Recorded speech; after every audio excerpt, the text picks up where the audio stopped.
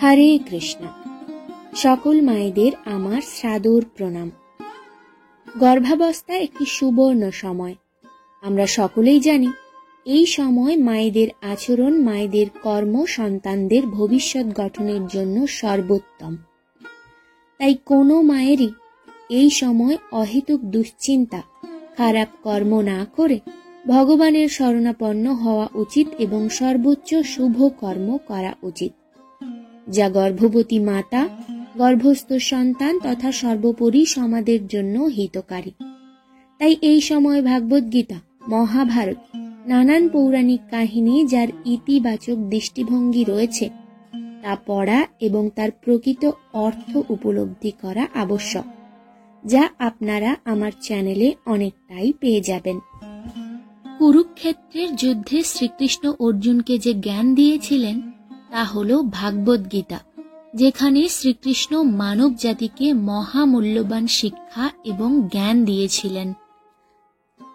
কিন্তু সম্পূর্ণ মহাভারত চলাকালীন শ্রীকৃষ্ণ আরও মহামূল্যবান জ্ঞান দিয়েছিলেন, সেটি সম্পর্কে আমরা অনেকেই অবগত নই। আজকের এই বিশেষ ভিডিওতে শ্রীকৃষ্ণ মহাভারতে যে জ্ঞান দিয়েছিলেন তা আমরা জানব। তাহলে আসুন আমার সহিত শ্রদ্ধাপূর্বক এবং ভক্তি সহকারে শ্রবণ এবং উপলব্ধি করুন, এবং অবশ্যই এগুলি আজ থেকে আপনার জীবনে প্রয়োগ করুন। ভিডিওটি শুরু করার আগে ছোট্ট একটি অনুরোধ, কথাগুলি মনোযোগ সহকারে একাগ্র চিত্তে শুনুন এবং উপলব্ধি করার চেষ্টা করুন। দেখবেন জীবন অনেক সুন্দর এবং সহজ হয়ে উঠেছে। গর্ভাবস্থায় প্রতিটি গর্ভবতীর মনে নানান দুশ্চিন্তা কাজ করে। দেখবেন এই কথাগুলি ভালোভাবে শুনলে এবং উপলব্ধি করলে আপনার দুশ্চিন্তা অনায়াসে দূর হয়ে যাবে। মহাভারতে ভগবান শ্রীকৃষ্ণ বলেছেন, ভবিষ্যতের দ্বিতীয় নাম সংঘর্ষ। মনে আজ ইচ্ছে হয়, আর যদি তা পূর্ণ না হয়ে থাকে তাহলে মন ভবিষ্যতের পরিকল্পনা বানায়। ভবিষ্যতে ইচ্ছে পূরণ হবে এমন পরিকল্পনা করতে থাকে। কিন্তু জীবন না তো ভবিষ্যতে আছে আর না তো অতীতে আছে। জীবন তো এই ক্ষণেরই নাম, অর্থাৎ এই সময়ের অনুভবই জীবনের অনুভব। এটুকু সত্য বুঝতে পারে না। হয় আমরা চলে যাওয়া সময়ের স্মৃতি ধরে বসে থাকি, না হয় ভবিষ্যতে আসা সময়ের জন্য পরিকল্পনা করতে থাকি। আর জীবন চলে যায়। একটা সত্য যদি আমরা মনের মধ্যে গেঁথে নিই, না আমরা ভবিষ্যৎ দেখতে পারি, না ভবিষ্যৎ নির্মাণ করতে পারি। আমরা তো কেবল ধৈর্য এবং সাহসের সঙ্গে পৃথিবীকে আলিঙ্গন করতে পারি আর ভবিষ্যতের আগমনের অপেক্ষা করতে পারি। তাহলে কি জীবনের সব মুহূর্ত জীবন দিয়ে ভরে যাবে না? নিজেই বিচার করুন। তাহলে গর্ভবতী মায়েরা আপনার গর্ভাবস্থা উপভোগ করুন, ভাগবত গীতা শুনুন, সন্তানকে শোনান। দেখবেন আপনি এবং আপনার গর্ভস্থ সন্তান উভয়েই আনন্দে রয়েছেন। পরমেশ্বর ভগবান শ্রীকৃষ্ণ মহাভারতে আরো বলেছেন, কখনো কখনো কোনো ঘটনা মানুষের সকল পরিকল্পনাকে ভেঙে দেয়, আর মানুষ সেই আঘাতকে নিজের জীবনের কেন্দ্র মেনে নেয়। তাহলে কি ভবিষ্যৎ মানুষের পরিকল্পনার ভিত্তিতে হয়ে থাকে? না। যেভাবে কোনো উঁচু পর্বতে সর্বপ্রথম যিনি আরোহণ করেছেন তিনি নিচে বসে যা পরিকল্পনা করেন, সেই পরিকল্পনা কি তাকে পর্বতের শিখরে পৌঁছায়? না। বাস্তবে সে যত ওপরে ওঠে তাকে তত নতুন নতুন সমস্যা, নতুন নতুন বিড়ম্বনা, নতুন নতুন অবরোধ তার সামনে আসে। প্রত্যেক পদক্ষেপে তিনি তার পরবর্তী পদক্ষেপের নির্ণয় করেন। প্রত্যেক পদক্ষেপে নতুন পরিকল্পনা তৈরি করতে হয়, না হলে সে পর্বতের কোনো খাতে পড়ে যাবে। সে পর্বতকে নিজের যোগ্য বানাতে পারে না, বরং নিজেকে পর্বতের যোগ্য করে তোলে। জীবনের সঙ্গে কি এমনটাই হয় না? যখন মানুষ জীবনের একটি সমস্যা, একটি অবরোধকে জীবনের কেন্দ্র মেনে নেয়, নিজের জীবনের গতিকে থামিয়ে দেয়, সে তার জীবনে সফল হতে পারে না, না সুখ আর শান্তি প্রাপ্ত করতে পারে। অর্থাৎ জীবনকে নিজের যোগ্য বানানোর পরিবর্তে নিজেকে জীবনের যোগ্য বানানো সফলতা আর সুখের একমাত্র মার্গ নয় কি? নিজেই বিচার করুন। শ্রীকৃষ্ণ মহাভারতে উপদেশ দিতে গিয়ে বলেছেন, পিতা সর্বদাই সন্তানের সুখের কামনা করে থাকে, তাদের ভবিষ্যতের চিন্তা করে থাকেন। কোনো কারণবশত নিজের সন্তানের ভবিষ্যতের রাস্তা নিজেই নির্ণয় করার চেষ্টা করে থাকেন। যেই রাস্তায় পিতা নিজে চলেছেন, যেই রাস্তার পথের পাথর নিজে দেখেছেন, যে রাস্তার ছায়া ক্ষুধা নিজে জেনেছেন, সেই রাস্তায় তার পুত্রও চলবে, এমনটাই ইচ্ছে থাকে সকল পিতার। নিঃসন্দেহে উত্তম ভাবনা, উত্তম বিচার এটি। কিন্তু কিছু প্রশ্নের ওপর বিচার করা আমরা ভুলে যাই। কোন প্রশ্ন? প্রথম প্রশ্ন, সময়ের সাথে কি প্রত্যেক মার্গ বদলে যায় না? সময় সর্বদা নতুন সমস্যা নিয়ে আসে নাকি? তাহলে পেরিয়ে যাওয়া সময়ের অনুভব নতুন প্রজন্মকে কিভাবে লাভ দিয়ে থাকে? দ্বিতীয় প্রশ্ন, প্রত্যেক সন্তান কি তাদের পিতা মাতার ছায়া হয়? হ্যাঁ, সন্তানদের সংস্কার তো অবশ্যই পিতামাতা দিয়ে থাকেন, কিন্তু ভেতরের ক্ষমতা তো ঈশ্বর দিয়ে থাকেন। তাহলে যেই রাস্তায় পিতা সফলতা পেয়েছেন, বিশ্বাস আছে কি ওই একই রাস্তায় তাদের সন্তানরাও সফলতার সুখ প্রাপ্ত করতে পারবে? তৃতীয় প্রশ্ন, জীবনের সংঘর্ষ আর সমস্যা কি লাভদায়ক হয় না? প্রত্যেক নতুন প্রশ্ন এক নতুন উত্তরের দরজা খোলে নাকি? তাহলে সন্তানদের নতুন নতুন প্রশ্ন সমস্যা সংঘর্ষ থেকে দূরে রাখা তাদের জন্য লাভদায়ক বলবে নাকি ক্ষতিকারক? অর্থাৎ যে প্রকার সন্তানদের ভবিষ্যৎ তৈরির বদলে তাদের চরিত্র তৈরি করা শ্রেষ্ঠ, ঠিক তেমনি সন্তানদের রাস্তা নিশ্চিত করার বদলে নতুন সংঘর্ষের সঙ্গে লড়াই করার জন্য মনোবল বুদ্ধি জ্ঞান দেওয়া অধিক লাভদায়ক হবে নাকি?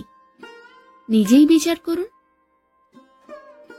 শ্রীকৃষ্ণ বলছেন, জীবনের সব ক্ষণ নির্ণয়ের ক্ষণ। প্রত্যেক সময় দ্বিতীয় বিষয়ের জন্য নির্ণয় নিতে হবে, আর নির্ণয় নিজের প্রভাব ছেড়ে যায়। আজকের নেওয়া সিদ্ধান্ত ভবিষ্যতে সুখ বা দুঃখ নিশ্চিত করে, শুধুমাত্র নিজের জন্য নয়, নিজের পরিবারের জন্য নয়, এবং ভবিষ্যৎ প্রজন্মের জন্যেও। যখন কোনো সমস্যা সামনে আসে, তখন মন ব্যাকুল হয়ে যায়, মন অনিশ্চয়ে ভরে যায়, নির্ণয়ের সেই ক্ষণ যুদ্ধ হয়ে যায়, আর মন যুদ্ধভূমি হয়ে যায়। অধিকতর সিদ্ধান্ত আমরা সমস্যার সমাধান নির্ণয় করার জন্য নয়, কেবলমাত্র মনকে শান্ত করার জন্য নিয়ে থাকে। কিন্তু কেউ কি দৌড়াতে দৌড়াতে খাবার খেতে পারে না? তাহলে যুদ্ধের পরিকল্পনা নেওয়া মন কি কখনো সঠিক সিদ্ধান্ত নিতে পারবে? বাস্তবে শান্ত মনে যখন কেউ সিদ্ধান্ত নেবে, তখন নিজের জন্য সুখী ভবিষ্যৎ বানাবে। কিন্তু নিজের মনকে শান্ত করার জন্য সিদ্ধান্ত নেবে, সেই ব্যক্তি ভবিষ্যতে নিজের জন্য কাঁটায় ভরা বৃক্ষরোপণ করবে। নিজেই বিচার করে দেখুন, এই শিক্ষা থেকে আমরা কি বুঝলাম? বর্তমানে প্রত্যেক মাতা পিতাই চাইছে যে আমরা যেন কৃষ্ণ ভক্ত সন্তান প্রাপ্ত করতে পারি। তাহলে আমাদের আজকের কর্মই কিন্তু ভবিষ্যতে প্রতিফলিত হবে। সেজন্য গর্ভাবস্থায় প্রত্যেক মাকে ভগবানের শরণাপন্ন হতে হবে এবং ভাগবত গীতার মতো গ্রন্থ পাঠ করতে হবে, যাতে সন্তান বুদ্ধিমান, সংস্কারী এবং চরিত্রবান মানব হয়ে গড়ে ওঠে। চলুন বাকিটা মনোযোগ সহকারে শুনে নিই। সবার জীবনে এমন পরিস্থিতি অবশ্যই আসে যে হৃদয় থেকে সত্য বলতে চান, কিন্তু মুখ থেকে সত্য বেরোয় না। কোনো ভয় মনকে ঘিরে থাকে। কোনো ঘটনা বা প্রসঙ্গের সম্বন্ধে কথা বলা বা নিজের কোনো ভুল হয়ে যায় তার সম্বন্ধে কিছু বলা, এটা কি সত্য? না, এটা কেবলমাত্র তথ্য। অর্থাৎ যেমন হয়েছিল তেমন কেবল বলা, সামান্য বলা। কিন্তু কখনো কখনো ওই তথ্য বলতেই ভয় লাগে। কদাচিৎ অন্যের ভাবনার বিচার আসে, অন্যজনের কষ্ট হবে, এই ভয়ও শব্দগুলিকে থামিয়ে দেয়। তাহলে এই সত্য কি? আমরা কি কখনো বিচার করেছি? যখন ভয় থাকা সত্ত্বেও কেউ তথ্য বলেন, তখন তাকেই সত্য বলে। বাস্তবে সত্য আর কিছুই নয়, কেবল নির্ভয়ের অপর নাম। নির্ভয়ের কোনো সময় নয়, এটি আত্মার স্বভাব। তাহলে কি প্রত্যেকটা ক্ষণ সত্য বলার জন্য হয় না? নিজেই বিচার করুন। মহাভারতে শ্রীকৃষ্ণ আরো বলেন, জীবনে আগত সংঘর্ষের জন্য যখন মানুষ নিজেকে যোগ্য মনে করে না, তখন তার নিজের শক্তির ওপর বিশ্বাস থাকে না। তখন সৎ গুণগুলিকে ত্যাগ করে নিগুণগুলিকে আপন করে নেয়। মানুষের জীবনে দুর্বলতা তখনই জন্ম নেয় যখন তার মনে আত্মবিশ্বাস থাকে না। আত্মবিশ্বাসী ভালো গুণগুলি ধারণ করে। এই আত্মবিশ্বাস কি? যখন মানুষ এটা ভাবে যে জীবনের সংঘর্ষ তাকে দুর্বল বানিয়ে দেয়, তখন তার নিজের উপর বিশ্বাস থাকে না। সে সংঘর্ষে লড়াই করার বদলে সংঘর্ষ থেকে পিছু ছাড়ানোর উপায় খুঁজতে থাকে। কিন্তু যখন সে এটা বোঝে যে এই সংঘর্ষ তাকে অধিক শক্তিশালী বানিয়ে দেবে, ঠিক যেমন ব্যায়াম করলে দেহের শক্তি বাড়ে, প্রত্যেক সংঘর্ষের সাথে উৎসাহ বাড়ে। অর্থাৎ আত্মবিশ্বাস আর কিছুই নয়, মনের স্থিতি, জীবনকে দেখার দৃষ্টিকোণ মাত্র। আর জীবনের দৃষ্টিকোণ মানুষের নিজের বশে থাকে। নিজেই বিচার করে দেখুন। শ্রীকৃষ্ণ বলছেন, জ্ঞান প্রাপ্তি সর্বদা সমর্পণের মাধ্যমে হয়। এটা আমরা সকলেই জানি। কিন্তু সমর্পণের বাস্তবিক মাহাত্ম্য কি? আমরা কি কখনো বিচার করেছি? মানুষের মন সর্বদা জ্ঞান প্রাপ্তিতে বিভিন্ন বাধা উৎপত্তি করে থাকে। কখনো অন্য কোনো শিক্ষার্থীকে দেখে ঈর্ষা হয়ে যায়, কখনো পড়া পাঠের প্রতি সন্দেহ জন্মায়, তো কখনো গুরুর দেওয়া জ্ঞান মনকে অহংকারে ভরে দেয়। এমন কি হয় না? জানি না কত বিচার মনকে অন্যদিকে ঘুরিয়ে দেয়। আর মনের এই অযোগ্য স্থিতির কারণে আমরা জ্ঞান প্রাপ্ত করতে পারি না। মনের যোগ্য স্থিতি কেবল সমর্পণের দ্বারা হয়ে থাকে। সমর্পণ মানুষের অহংকারের বিনাশ করে। ঈর্ষা, আকাঙ্ক্ষা আদি ভাবনাগুলোকে সরিয়ে হৃদয়কে শান্ত করে আর মনকে একাগ্র করে তোলে। বাস্তবে ঈশ্বরের সৃষ্টিতে না জ্ঞানের মর্যাদা আছে, না জ্ঞানীদের মর্যাদা আছে। গুরু দত্তাত্রেয় গরু আর ষাঁড়ের থেকেও জ্ঞান প্রাপ্ত করেছিলেন। অর্থাৎ বিষয় ব্রহ্মজ্ঞানের হোক বা জীবনের জ্ঞানের বা গুরুকুলের প্রাপ্ত জ্ঞানের হোক, তার প্রাপ্তির জন্য গুরুর থেকে অধিক গুরুত্বপূর্ণ গুরুর প্রতি সমর্পণ। এটা কি সত্য নয়? নিজেই বিচার করুন। তাহলে মায়েরা, এই ছিল আজকের উপস্থাপনা।